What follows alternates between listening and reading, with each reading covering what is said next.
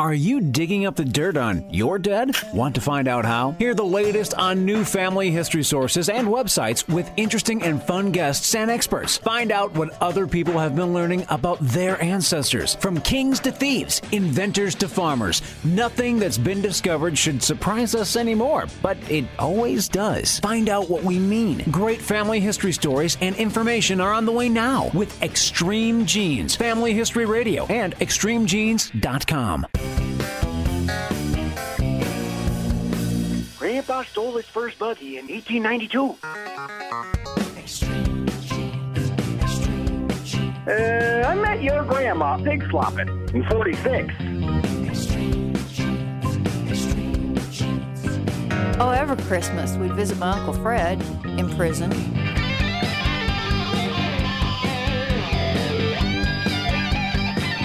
Hello, genies. Hope the ghosts of your undiscovered ancestors have been cheering you on to find them this week. We're here to help you do just that and get their stories.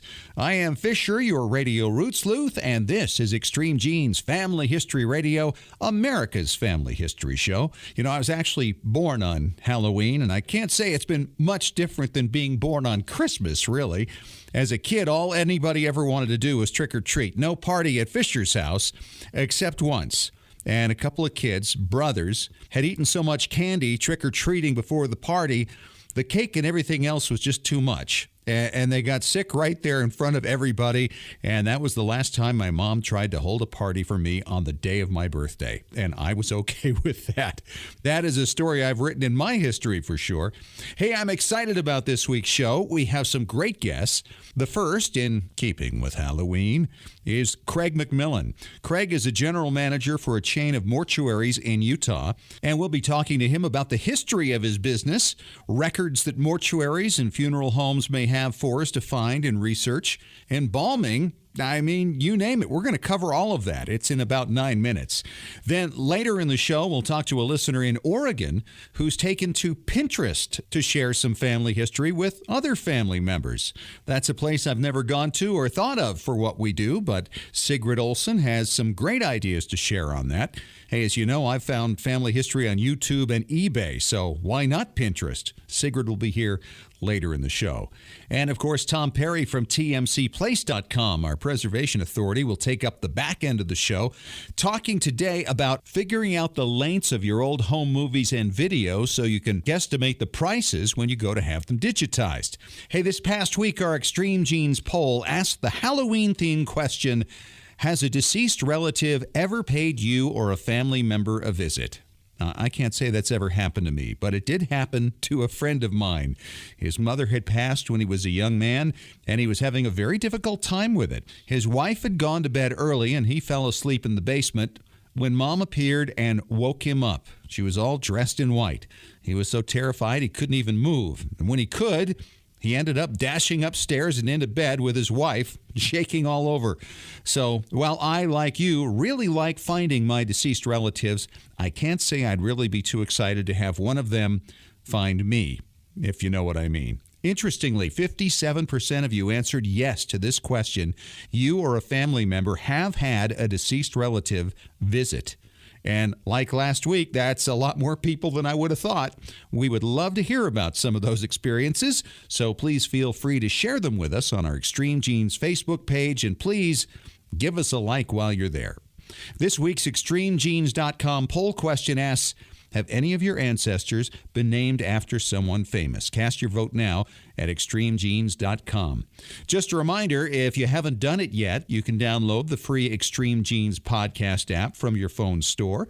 It's available for both iPhone and Android, and it's a great way to catch up with any past shows you may have missed. It is time once again for your Family Histoire news from the pages of extremegenes.com. We start out with the story of Joe Marr of Kerry, Ireland. Now, he's 63, has been working his own family lines for the past decade, and came to realize that with Ireland's records being so fragmented, he found more information in local cemeteries than anywhere else. Joe, probably not knowing much about Find a Grave and BillionGraves.com, decided he would go about photographing graves from his area and started his very own site, kerryburials.com. That's Kerry. What makes Joe's efforts particularly unique is that in the year and a half Joe has been on this, he's photographed some 50,000 graves. He sometimes arrives at a graveyard at 8 in the morning and doesn't leave until 10 at night, sometimes taking as many as 2,000 grave photos in a day. Joe admits it's something of an obsession now. He says he's begun photographing graves in Cork and has made plans to photograph all the graves in Munster, Ireland, eventually. Once again, if you have Irish ancestry from the area of Kerry, Ireland, you can see Joe's work and maybe one or more of your ancestors' graves at kerryburials.com. CNN recently presented a week-long series called Roots, Our Journey Home, where their news anchors all did stories on their own ancestry. Of course, no anchor has a more unique family history than Anderson Cooper, whose mother is Gloria Vanderbilt, an heiress and socialite, and descendant of the renowned Commodore Cornelius Vanderbilt. Cooper does a great piece on his discoveries, focusing more on his father's side, which came through the South. His report takes us through weed-covered cemeteries deep in the woods of Mississippi and Alabama. He also reports on how two of his ancestors, one from his mother's side fighting for the Union and one from his father's side fighting for the South, nearly met in the same battle in 1864. Since Anderson Cooper lost his father when he was only 10 years old and a brother to suicide in the 1980s, it's a particularly touching piece. And anyone pursuing their own ancestry will appreciate the journey of CNN's Anderson Cooper. Find the links to both of these stories and the video now at extremegenes.com. FamilySearch.org has announced that entertainer Donny Osmond will be one of the keynote speakers at this coming year's Roots Tech Conference in Salt Lake City. February's conference will be combined with the 2015 Federation of Genealogical Societies Conference. If you want to find out about the latest innovations in technology and family history, you're going to want to be in Salt Lake City February 11th through 14th. Extreme Genes will be there, and I hope you will be too.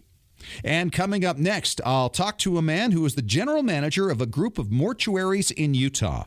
We'll find out about funeral homes and mortuary records and what they might tell us, little history on mortuaries, as well as embalming, and a whole lot more. I'll talk to Craig McMillan from Lindquist Mortuaries coming up in 3 minutes on Extreme Genes, Family History Radio, and extremegenes.com, America's Family History Show.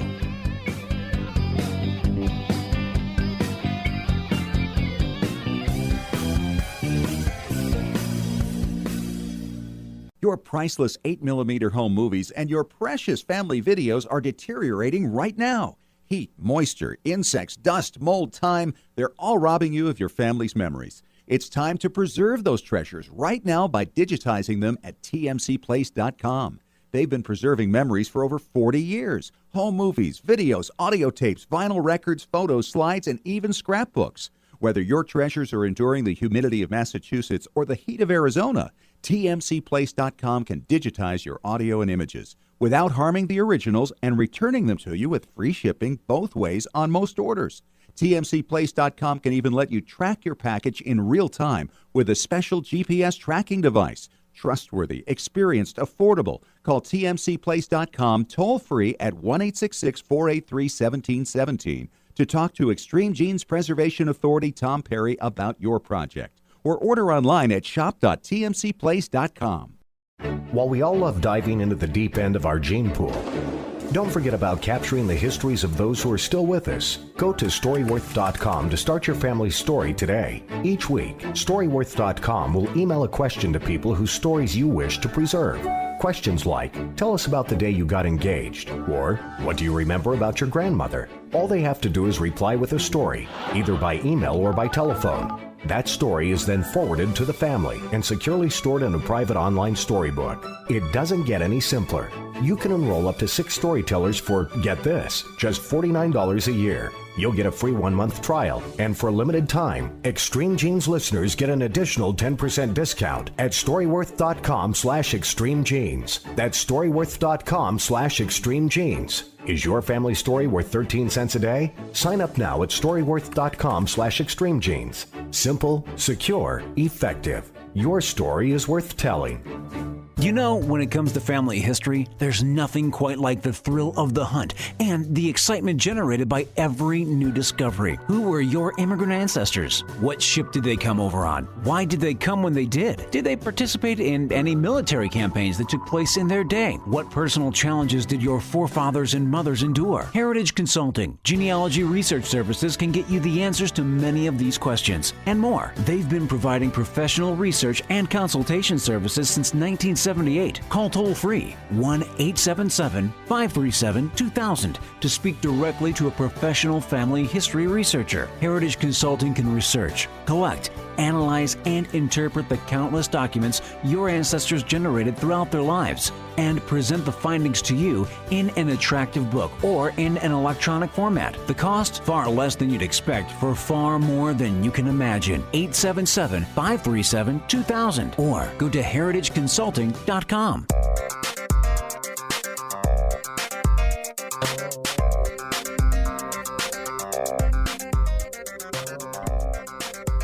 And welcome back to Extreme Genes Family History Radio, extremegenes.com, America's family history show. It is Fisher here, your radio root sleuth. And one of my guests today is Craig McMillan. He is the general manager of Lindquist Mortuary, and you operate in Utah, yes? Yes, we do. And Craig, how far back does Lindquist go in Utah?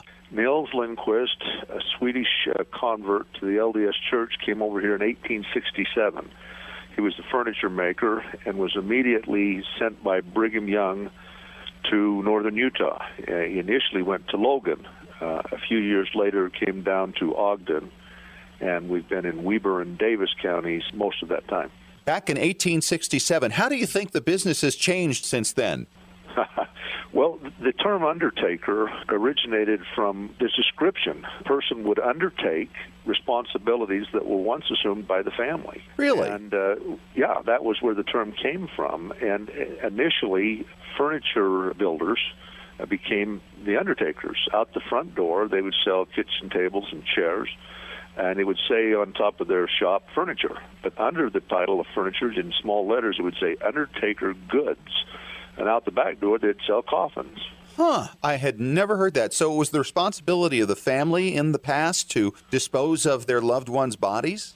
Yeah, I mean, you're talking rural America for the most part, and from the earliest beginning, when someone passed away, the family found that they had an immediate need. And that was the disposition of this body, which was probably near and dear to them. And so they had that responsibility. But as the communities began to grow and we became more urban, more developed, individuals rose up, and they were called undertakers. They undertook that responsibility. When did embalming begin for modern purposes? Probably is recognized as getting its real start during the Civil War. There were so many soldiers that were killed on the battlefield, and yet the families had some interest in bringing those bodies home. Now, we have huge battlefields. You go back to Gettysburg and other places. But there were a lot of families who wanted them to come home to the family cemetery. And so they began to do the arterial embalming, which had been developed in Europe, where recognizing that the softest tissue of the body was the blood, and that the replacement of the blood would slow down the decomposition and allow us to do that type of shipping. And so simulating the heart, they would use pumps. They would inject chemicals, mostly a formaldehyde base, but they had arsenic and there were humectants and emollients and other things that would go into it, but it would replace the blood and thus delay or detour the decomposition of the body sufficiently as to allow them to be shipped home. Now, that's interesting because back during the Civil War, the government didn't even take responsibility for taking care of the bodies of the deceased and getting them back to their families. That kind of came as a result of the Civil War, and I never would have thought that embalming would have been the result of that as well. Once someone was embalmed, at that time, how long could the body, remain preserved so it wouldn't be a health issue for other people around it? Well, There's a lot of factors that enter in. First of all, the amount of embalming that is attained is disrupted. I mean, bullets and cannons made it very difficult sometimes for us to do a thorough job. And yet, at the same time, there is no real answer because it varies from person to person. But the goal was never to preserve the body for long term. If funeral directors wanted to do that, then we'd duplicate what the Egyptians did and wouldn't mummify people. The reason that we have embalming today is for sanitation reasons. So people can come to a public viewing and not worry about contagion. So it's complying with health codes and laws and rules. So how long might a body last if you were to view that body again sometime later? How long might it be preserved? Well, again, there's a lot of factors that enter in.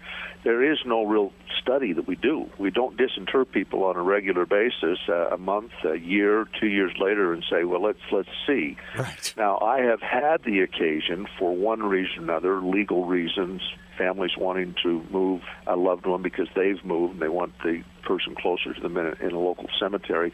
So I have seen people disinterred. We've had to take them out of caskets, and I have been surprised that many of them, after sometimes a year or 2 or 3, look very good. Now, again, we don't do case studies, so there's not a real answer for your question. And part of the reason for the question is I recall hearing about how Lincoln was disinterred back at the early part of the century and was quite recognizable, and it was 40 some odd years, maybe 50, after he had been shot. Yes, absolutely. If all things work as they should, that should be the case. Some of the casket manufacturers actually have a warranty, let's say a 50-year warranty. And I think, I'm not even going to tell the consumer about that because that's so silly. Who's going to check on it in 50 years and see if, in fact, it met that qualification? But I guess what they were trying to say is that there is a scrutiny that they go under for them to be able to claim that warranty. But there are those who have, history will show, have been disinterred after decades that still could be, with very little makeup, reviewed. Isn't that something? Now, how far back do funeral homes go? Did they have them in the 1700s or the 1600s? Well, again, they weren't called funeral homes. They really existed initially just to provide specific cares, like the transportation of a body or the care of the body. But they always used homes. Rural America, it wasn't unusual for the neighbors to come into the parlor. The body would be on ice. If it hadn't been embalmed, if it hadn't been embalmed, ice wasn't necessary. Churches were used, synagogues, different religious facilities. Funeral homes themselves probably is more of a 19th century, probably the earliest. May have been a few in the 18th. Let's talk about some of the records that you keep. And speak in general terms about mortuaries around the country. How long do you maintain your records of those who have come through your... Now, you've been around since 1867. How far back do your records go? 1867. We have records, and we frequently have people contact us. And I hope I'm not opening up a... We have a lot of people who are family history buffs that will frequently call us and want to know if we have some records. And we've been able to help a lot of them. We keep records back to our... now, some of them are not detailed. We may have a name. We may have a burial location. I've been here 39 years, and beyond that by decades, we have detailed records. When you say detailed, what does that mean? Well, we would have the birth information. The information would be on a death certificate, parents' names, location, those sorts of things. It would also tell us when the services were held, what type of a casket, where the burial was, if they used a burial vault, what kind it was. Other information that the family may choose to put in an obituary that would have to do with family history, accomplishments, those sorts of things. Do you ever have an obituary in these files? Oh, yeah, absolutely. Long before I was here, and I say long, decades, I've looked through the records, and my grandfather died 20 years before I started here, and his obituary was in there listing all of his survivors. And so I'm. Is that general for most funeral homes? I mean, I know that the names have been kept the same for over a century, although I'm sure that the ownership has changed over time, and that's probably because they become part of a community. Not so much. It would be surprising, perhaps, for you to know that there are only 3 mortuaries in the state of Utah that are owned by a national conglomerate. all of the others in the state, from north to south, east to west, are owned by families. And those families, for the most part, would probably be the original founding families. We're certainly indicative of that. We're sixth generation now. Do you ever see the day where funeral homes or mortuaries would digitize all their records and maintain that on their websites? Oh, absolutely. We're trending that way ourselves. But as old as we are, it's some undertaking. But absolutely. Craig, let's talk a little bit about cremation. Now, that seems, in my mind anyway, to be more common today than it was when I was a child or when I was a young man. Are you seeing that as well? Oh, absolutely. When I started here in 1976, I think percentage of cremation was 7 or 8%. And now we're doing over 20%, maybe 22% cremation. So it's tripled. And yeah, absolutely. And Utah has one of the lower percentages in the nation with regards to people that choose cremation. Some states are 80, and some states 70, 80, 90% cremation. Wow. So this is, of course, about saving space and being more green, I think, a conscientiousness of that, yes? No, it's a combination of things. It's different for each person, but someone once suggested there wasn't enough land, and somebody quickly took out the calculator and said you could bury everybody in the world in 2 counties in Utah using traditional grave spaces, so that is not an issue. Really? Yeah.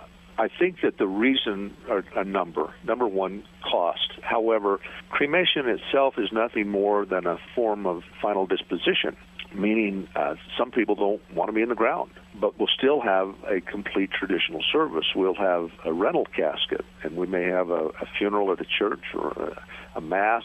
We may have everything, a viewing, and then instead of going to the cemetery, we go to the crematory.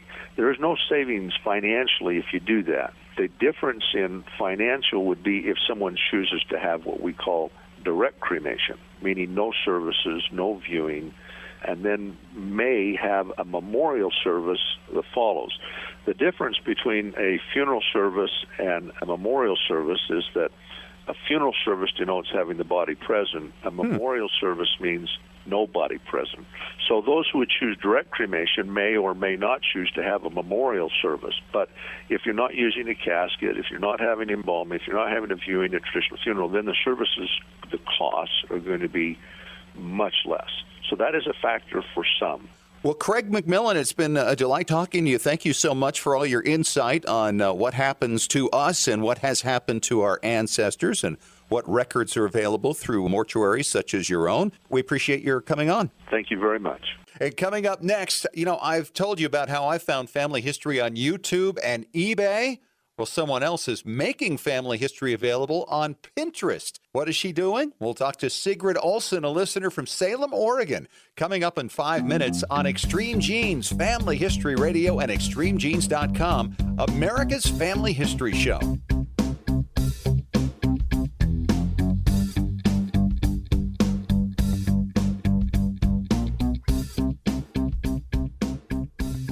Can't figure out how to get your favorite Windows genealogy software running on your MacBook? Look no further than Crossover. Crossover by Codeweavers at www.codeweavers.com allows you to run your Windows software on your Mac without the need to buy a copy of Windows. Crossover is easy to install and simple to use. Crossover supports many popular genealogy packages like Roots Magic, Legacy Family Tree, Personal Ancestral File, Family Tree Builder, and more. Crossover also lets you run other popular productivity apps, like Microsoft Office, and a wide range of games. So if you're looking for an easy, affordable solution to your Windows compatibility needs, visit www.codeweavers.com today to download your free trial of Crossover. And don't forget to use the deal code FAMILY for an additional 40% off when you purchase Crossover. Hello, Extreme Genes listeners. I'm Larry Gelwicks, the getaway guru and host of the Travel Show radio broadcast with the hottest travel deals on the planet. And now you can travel more and pay less by joining me on our Travel Show podcast. Cruises, tours, resort hotels, airline tickets, stay close to home, or travel the world. I'll show you how to travel more and pay less. Go online to ColumbusVacations.com. That's ColumbusVacations.com. Click on radio Radio, and then click on podcast. It's really that simple. ColumbusVacations.com, radio and podcast for the hottest travel deals on the planet. Got a brick wall in your family tree? Don't know how to break through it? Get professional help from Heritage Consulting Genealogy Research Services. Speak directly with an experienced genealogical researcher, not a salesperson, by calling toll-free 1-877-537-2000. When you call, ask how you could win a free 1-hour consultation with an expert genealogist. Heritage Consulting Genealogy Research Services, with over 35 years of research experience. Visit heritageconsulting.com. Did you know your family's memories are being destroyed a little at a time every day? It's true. Old home movies, slides, photos, and audio recordings fade over time. The longer you delay the digitizing of these priceless artifacts, the more likely it is they'll be gone one day. That's why you need to call the Multimedia Center. I brought in VHS videotape and had them transferred to DVD. The Multimedia Center, 2870 East, 3300 South, Salt Lake City. Open Monday through Friday, 10 to 6. Call 801-483-1717 or go to transferduplication.com.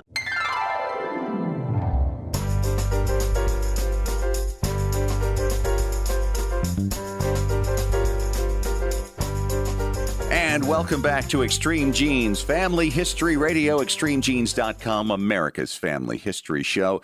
It is Fisher here, your radio root sleuth, and we're always asking you to check in with us. You can use our toll-free find line at 1-234-56-GENES. That's 1-234-56-GENES to tell us whether you're needing an answer to a question or you have a comment or a suggestion. And we have Sigrid Olson on the line with us from Salem, Oregon. And I checked out what you've done, Sigrid, on a site called Pinterest. And, of course, women especially are all over this site. And you're doing some great family history things there. First of all, welcome to the show. Oh, thank you, Scott. I'm thrilled to be on Extreme Genes. And you've got this great site going on Pinterest, saluting your mom, who passed away many years ago, in the 80s, when you were like 22 years old. Right. I thought I didn't have a lot of memories about her, but I did. I noticed that I would have memories of her that would come up during the day.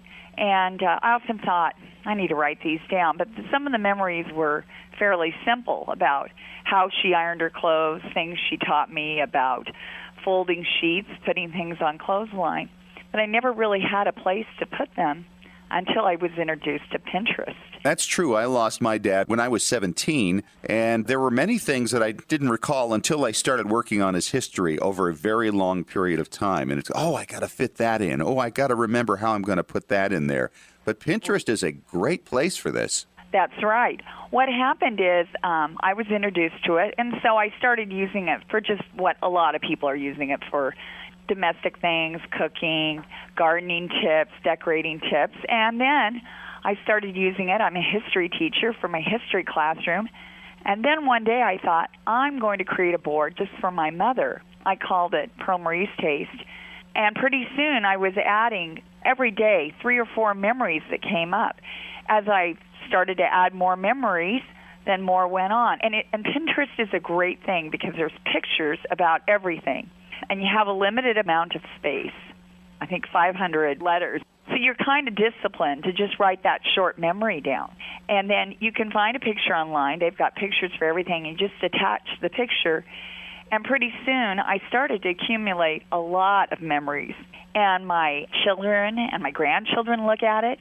Other relatives do. You don't sound old enough to be a grandmother. I am a grandmother. Okay. And it's for them I did this because I want them to remember the little things about my mother. And those are really precious memories. And a journal or writing a family history isn't necessarily the place you're going to put those things. Right, and a lot of people aren't going to read a lengthy family history, because it just takes too much effort. But these little things, it's, of course, visually, it's beautiful what you've done. And there's pictures for everything. So, for example, a few things. I can remember my mother taking a brush out and sweeping the dust from Mount St. Helens when it erupted and putting it into glass jars. And I just post that memory, and it's there for posterity. They're simple things, but that's what we love about our family members. I even have a sad memory when I can remember she always kept the bird bath full. And then I can remember after she passed away, I came home for a visit, and the bird bath was empty. And that is a poignant memory. And it's something I want my kids to know about. Life moves on, and there is a cycle. But not all the memories have to do with little things. Some of them have to do with things, major world events or things that were on the national stage. I can remember her coming in and telling me to pray for the Apollo 13 astronauts. Interesting. Yes. Yeah. And I was just probably, 12 years old or 10 years old when that occurred. That's when it came out into the news that they were in trouble. I remember right where I was, but everyone has those memories. It's just you don't recall them, and you think, are they important enough to put into a life history? But pretty soon, as you start to remember, you do realize that a lot of our lives are made up of little simple things. Don't you think when you're a kid, you think of history as something that came before you only and not something that may be happening while you're alive, while you're moving on in your life? I thought that way. Right. And history, you'd be amazed how far back history can reach. My dad, I even put up some memories of my dad, and I need to open up other boards for the relatives. I've been asked to do that so that other people can put on their memories too. But my dad, when he was a little boy, had a neighbor, this old woman, who told everyone when she was a young woman she had danced with President Lincoln. Mm-hmm. Now, was that true? Maybe not. Maybe it was true. But what mattered is there was an old lady in the neighborhood who had lived that long to maybe have done that. That's right. There's that reach back, not just your parents, not just your grandparents, but way back into history, which makes it alive for our posterity. I remember my oldest uncle telling me once that he, as a child, had actually watched Civil War soldiers marching in the veterans' parades. And I'm thinking, wait a minute, you saw people who fought in the Civil War? Right. It's incredible. And you're right, there is that tie back. It just doesn't go that far back when you put it in those terms. No. And the thing about Pinterest is it's so easy to put that memory down. Literally, you can do it in 5 minutes. You write it up, and then you go online, or right there, you'll put in Civil War picture, and you'll be able to pop it on. And that memory is preserved, and pretty soon you'll start accumulating many, many memories. Now, Pinterest has the ability to have a board. If you want to keep it private, you can keep it hidden just for your family members to access. But I've had mine public, and I have had many, many people say to me, even from as far away as Holland, this is a great idea. I want to do this for my relatives. And the nice thing about it is you're not bound to having, I don't have a black and white picture of my mother putting pin curls in my hair. Like, that's a small memory. I can remember her, and I'd sit my head down. So I just pop up a picture of someone with pin curls in their hair. Sure. You're not bound by those black and white photos. And in some ways, I think that's good because then you make it more universal. I think you're right. For example, just a few days ago, I was teaching about the Spanish influenza of 1918. And I remembered my grandmother telling me, and I remember just sitting at the table with her and my mother, that they had to stay in. This was all due to the Ebola scare. Right. We're having it in that context, sure. Exactly. And I had forgotten that. And then I recalled it. I recalled right where we were, and it wasn't that I remembered who had it, but I remember my grandmother saying, we had to stay in. And that would have been in, 1918? 1918, yeah. I actually lost a cousin from that influenza that year. It's unbelievable. Right, and you know what? You may not know much more about that than the fact that you lost a cousin. But when you pin that, it is actually interesting. And the people read it and they go, oh, yeah, my cousin said a cousin died of it. And it kind of spreads an ownership of all our common memories. And like most of us, we find little things very interesting. The lore. There's a great word. Lore, L-O-R-E. I call it daughter lore. And things that my mother passed down to me are very precious. Well, of course, and that's what makes us all human as well, are the little things that make us each unique individuals. Right. There will never be another person like your mother. Yes, that's true. And some of these memories are very personal, and sometimes the Pinterest site's great because you don't need to get into all this sorts of detail, family drama, family angst. But sometimes I'm not always, I can be a little critical of my mother. And I put maybe a blurb about that. For example, I remember growing up, she always wanted to have help. And that was very common, I think, in the 1950s, 1960s, to get someone in for help. And one thing I realized as I was reviewing these memories, a lot of the help she had when we were living in Arizona, they were all minorities. And I'm a little bit critical of my mother. That represented the time, but I think we've gotten much more progressive now. Well, Sigrid, this is a fascinating idea and one I hadn't heard of before. And having checked out your site, it is absolutely unbelievable what you're able to do to honor your mom and, of course, involve your children and grandchildren in the whole process. So thank you so much for sharing that.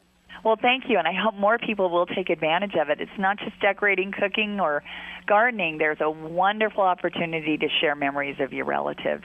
Thanks for having me on. Great stuff. And coming up next, Tom Perry from tmcplace.com. He's our preservation authority, answering a listener question about how do you determine how many feet and how much time is involved so you can price your digitization of old family movies and videos. He'll tell you how to get those formulas coming up next in 3 minutes on Extreme Genes, Family History Radio, America's Family History Show.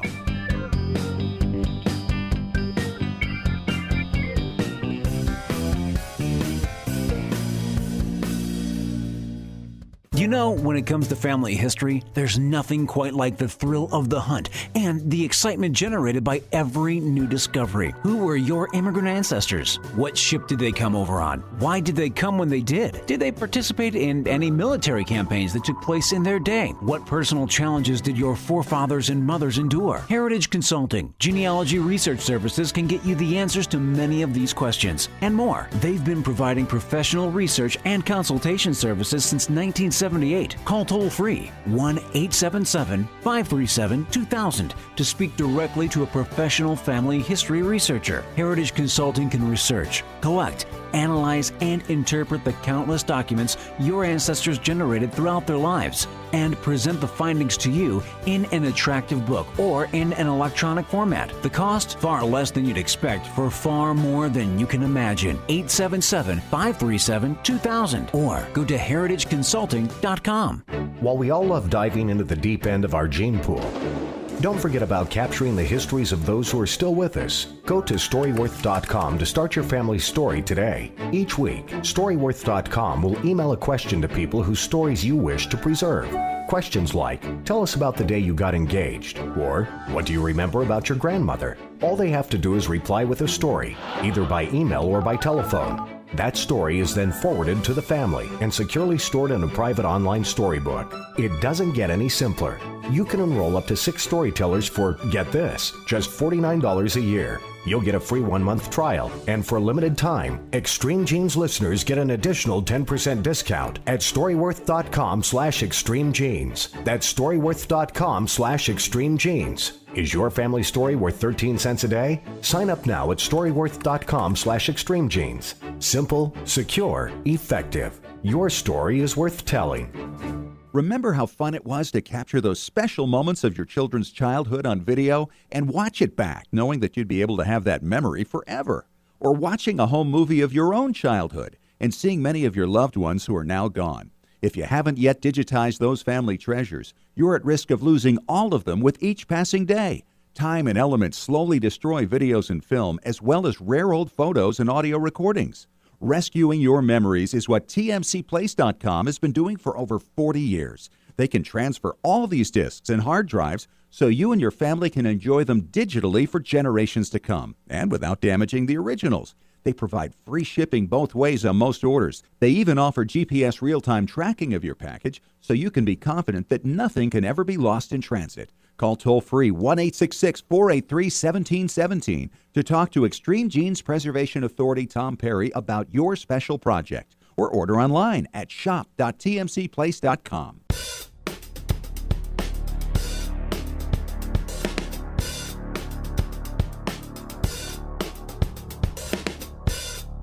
And welcome back to Extreme Genes, Family History Radio, extremegenes.com. It is Fisher here, and our Preservation Authority, Tom Perry from tmcplace.com, is in the house. Hi, Tom. Good to see you again. Good to be here. We have a question from Estefan Montoya in New Mexico, who's asking today about home movies. He says he's got a lot of home movies dating back to the 60s and the 50s. He says he's got the little tiny reels, and he's got some larger ones, and he's trying to figure out the cost to digitize them, and he can't figure out the times on these particular things. Is there some kind of method by which you determine how long these films will run? Oh, absolutely there is. In fact, I'll give you a basic formula, and also just go to our website, tmcplace.com, and click on our link, which goes to our online store, and they'll have all kinds of formulas. It's called Film and Videotape Data Charts. Go to there, and it'll tell you how to figure out all the times. Most of the small reels that you have that are the home movies, whether it's 8 or Super 8, are usually 50 feet each, and each one runs about 4.5 to 5 minutes. So that's a basic starting point. Then they also have 100-foot reels, which are kind of rare. They have 200-foot reels, which are more prevalent. And then they also have the larger 400-foot reels. So generally, people have 50s, 200s, or 400s. So just remember, a 50-foot roll is about 4.5, 5 minutes, and they're about 50 feet each for the 3-inch roll. So a 400-foot roll, you can get 8 of the small ones, okay? Wow. And so each one of those 400-foot rolls is approximately 30 minutes. So 2 of those 400s is an hour, so 4 of those would be a DVD. Oh, boy, I'm so bad at math. Okay. You're really, okay. So that's the easiest way. Just remember the little teeny ones are 50-foot. They're about 4 minutes. So whenever we go through your 50-foot reels and clean them, we automatically splice them onto a 400-foot reel because they're easier to keep track of. They're easier to keep. They take less room in your closet. So those 400-foot rolls are about 30 minutes. And if you have 2 of them, that's an hour. If you have 4 of them, it's 2 hours, which would fill a DVD. Or if you decide you want to go to Blu-ray, Blu-rays are usually 3.5 hours if you go high definition. And pricing depends on whether you want high definition, if you want standard definition. If you want to go the best, which is high definition, it runs about 22 cents a foot to transfer your film. So take how many feet you have, multiply it by 22 cents, and that will tell you what the transfer cost is, which is splicing it, cleaning it, putting it on a big reel. Then you only have the cost of your DVD and your Blu-ray to figure. We can do thumb drives for you. We can do hard drives for you.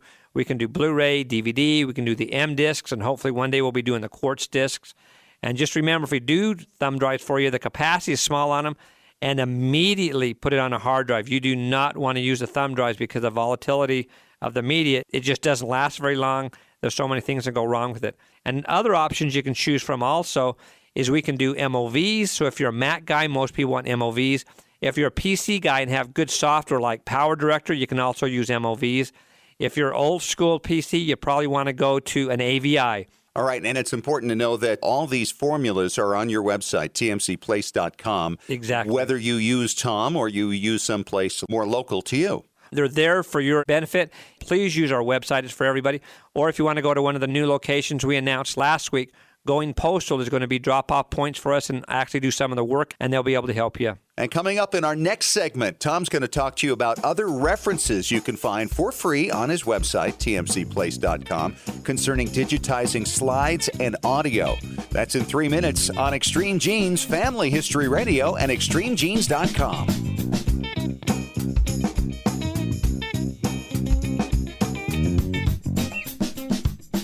When was the last time you heard your grandmother's voice or saw your family enjoying life back in the 1950s or 60s? If the reason is you haven't known what to do with your old recordings, videos, and films, here's your answer. The Multimedia Center in Salt Lake City. We brought in a video project to the Multimedia Center, and overnight they duplicated it to DVD so we could meet our deadline. The Multimedia Center, 2870 East, 3300 South, Salt Lake City. Open Monday through Friday, 10 to 6. Call 801-483-1717 or go to transferduplication.com. Hello, Extreme Genes listeners. I'm Larry Gelwicks, the getaway guru and host of the Travel Show radio broadcast with the hottest travel deals on the planet. And now you can travel more and pay less by joining me on our Travel Show podcast. Cruises, tours, resort hotels, airline tickets, stay close to home, or travel the world. I'll show you how to travel more and pay less. Go online to columbusvacations.com. That's columbusvacations.com. Click on radio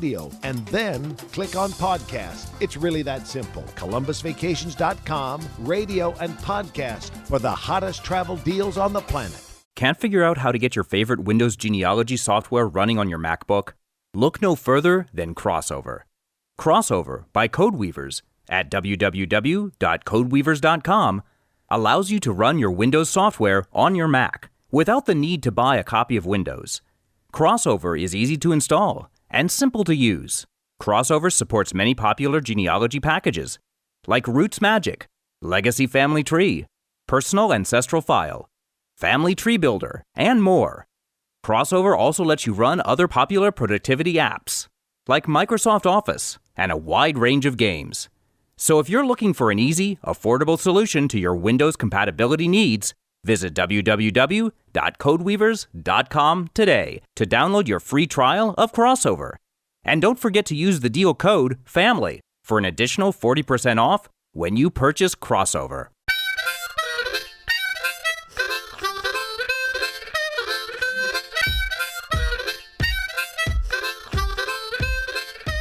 Welcome back. Final segment of Extreme Genes, Family History Radio, and ExtremeGenes.com.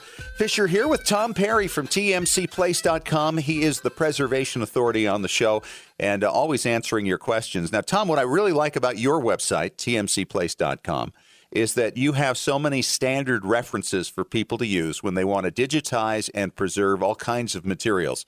Now, we were just talking a few minutes ago about home movies. What about audio and slides? Yes, that's very important as well. So like I say, if you want to do your own transfers, you can still use our website. You can still call us if you have questions concerning it. Like a lot of people do audio transfers, and they want to know what kind of audio can be transferred. We get calls every single day of the week that says, hey, I've got an old vinyl record. Can it be put on CD? Almost anything out there that's analog, there's a way to transfer it. In fact, we just had a customer come in the other day. They had a dictaphone, and she called and says, hey, I've got a dictaphone. I need to get these transferred to CD. What era are we talking here? We're talking about probably 50s, maybe some in the 60s. But the thing that was real clinker to this is when she first told me that, I said, oh, that's fine. We do dictaphones all the time. Just bring in the tapes. We're happy to do them.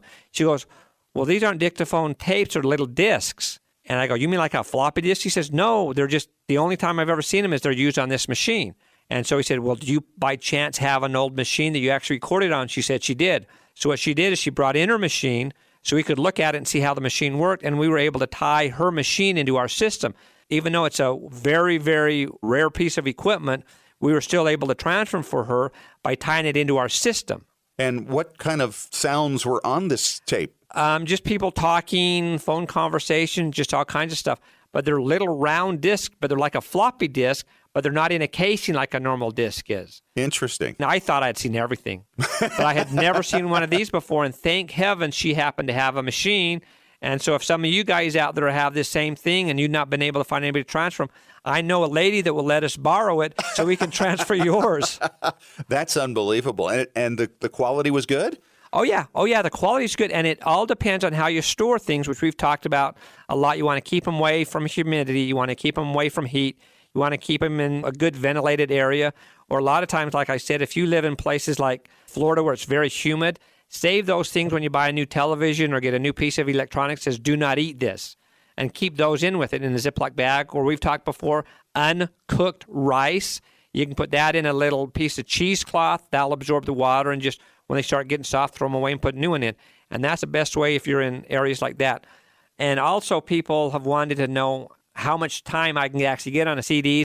They make several different kinds of CDs. A standard data CD usually will hold about 70 minutes worth of content, but we usually keep it down to 60 because sometimes we cut the segment into several tracks, and that's going to take up data room. Even though there's still only 60 minutes, every new piece of data you take up takes away from some of the 700 megabytes. So we tell people as a general rule, keep them about 60 minutes each, which works great because if you have audio cassettes, most audio cassettes are either 30s, 60s, 90s, or 120s. So if you have a 30, you can get 2 cassettes on it. If you have a 60, you can get 1 cassette on it. If you have a 90, what we usually do is we break it up. We put side A on one CD, side B on a second CD, so you have 45 minutes on each side versus 60 on one and 30 on the other. It makes it easier. The 120s, same thing. 2 discs, one for side A, one for side B, and that way you're not stuffing it in too tight because so many times people get almost done with the program. Oh, I've only got another minute, and the CD kicks off.